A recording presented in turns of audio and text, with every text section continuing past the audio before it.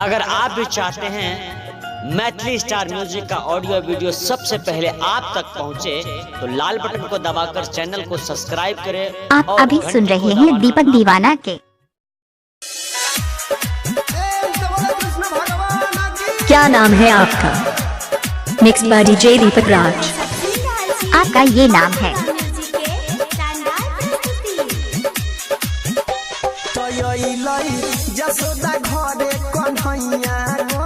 क्या नाम है आपका? डीजे दीपक। आपका ये नाम है?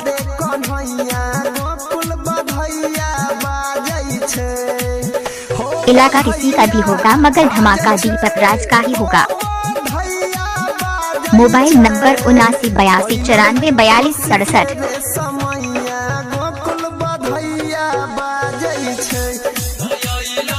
डीजे दीपक। सिजोल सिजोल सिजोल। बजरंग टोल सिजोल।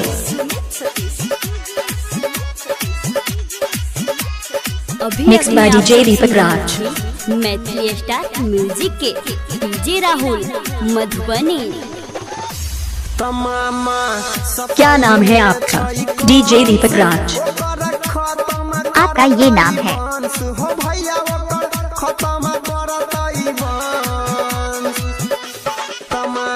आप अभी सुन रहे हैं सिंगर दीपक यादव के।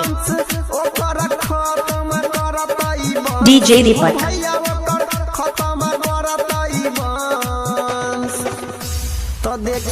आप अभी सुन रहे हैं दीपक दीवाना के।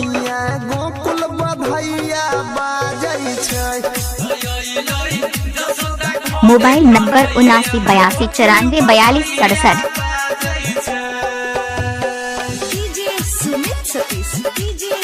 डीजे दीपक।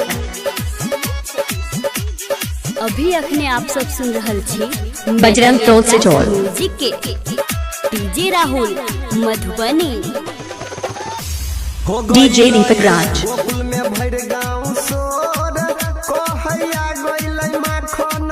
अभी आप सुन रहे हैं स्टार सिंगर दीपक यादव के।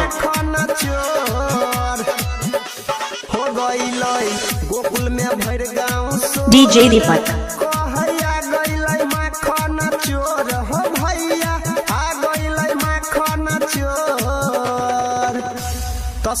क्या नाम है आपका? Mix by DJ Deepak Raj. आपका ये नाम है?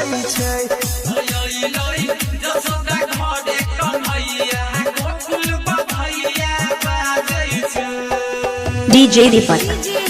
अभी अखने आप सब सुन रहल छी मैथिली स्टार म्यूजिक के। इलाका किसी का भी होगा मगर धमाका दीपक राज का ही होगा। Mobile number 7982944267।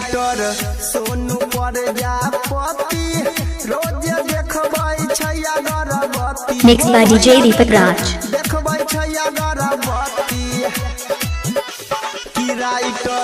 डीजे दीपक।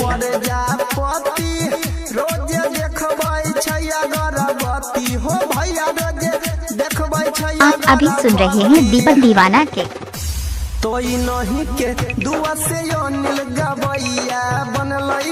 Mobile number 7982944267।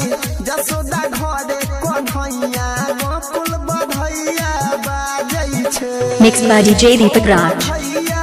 आपका ये नाम है?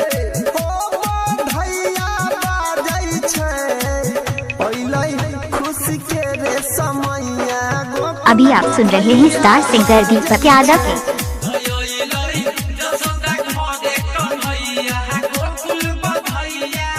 क्या नाम है आपका?